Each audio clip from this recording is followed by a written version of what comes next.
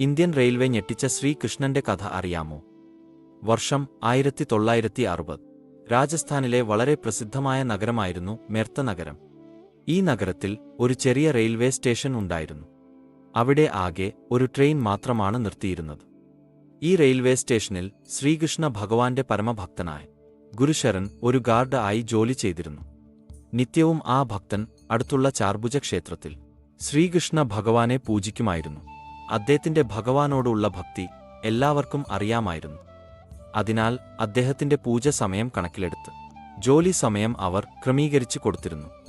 അതിനാൽ ജോലി സമയം ഗുരുശരണിന്റെ പൂജയ്ക്ക് ശേഷമായിരുന്നു നൽകപ്പെട്ടിരുന്നത്. ഹരിപ്രസാദ് എന്ന വ്യക്തിയായിരുന്നു ഈ സമയം അവിടുത്തെ സ്റ്റേഷൻ മാസ്റ്റർ ആയിരുന്നത്. എന്നാൽ പിന്നീട് ഇദ്ദേഹത്തിന് സ്ഥലമാറ്റം ലഭിച്ചു. പുതിയ സ്റ്റേഷൻ മാസ്റ്റർ അവിടെ ജോലിയിൽ പ്രവേശിച്ചു. പുതിയ സ്റ്റേഷൻ മാസ്റ്ററിന് ആ സ്റ്റേഷനിലെ ജോലിക്കാരെ അധികം പരിചയം ഉണ്ടായിരുന്നില്ല. അതിനാൽ അദ്ദേഹം ഗുരുശരണിന്റെ ജോലി സമയം മാറ്റി.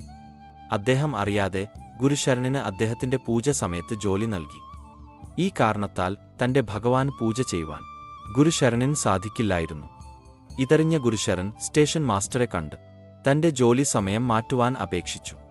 എന്നാൽ ഗുരുശരണിന്റെ ഭക്തിയെക്കുറിച്ച് അറിയാതിരുന്ന സ്റ്റേഷൻ മാസ്റ്റർ ഗുരുശരണിന്റെ ജോലി സമയം മാറ്റുവാൻ തയ്യാറായില്ല. ഗുരുശരണിനെ കളിയാക്കുന്ന വിധം അദ്ദേഹം പറഞ്ഞു, തന്റെ ഭക്തിക്ക് കൂടുതൽ പ്രാധാന്യം നൽകുന്നവർ ജോലി വേണ്ട എന്ന് വച്ചേക്കൂ. വിഷമത്തോടെ അവിടെ നിന്നും നടന്നു നീങ്ങിയ ഗുരുശരൺ ശ്രീകൃഷ്ണനെ വിളിച്ചു കരഞ്ഞു.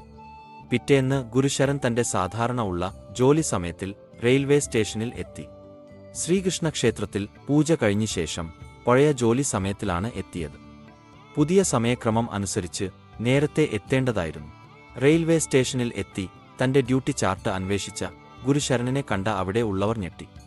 ഗുരുശരൺ തന്റെ ജോലി സമയത്ത് കൃത്യമായി വരികയും ഡ്യൂട്ടി ചാർട്ട് വാങ്ങി ജോലിയിൽ പ്രവേശിക്കുകയും ചെയ്തിരുന്നു എന്ന് അവർ പറഞ്ഞു.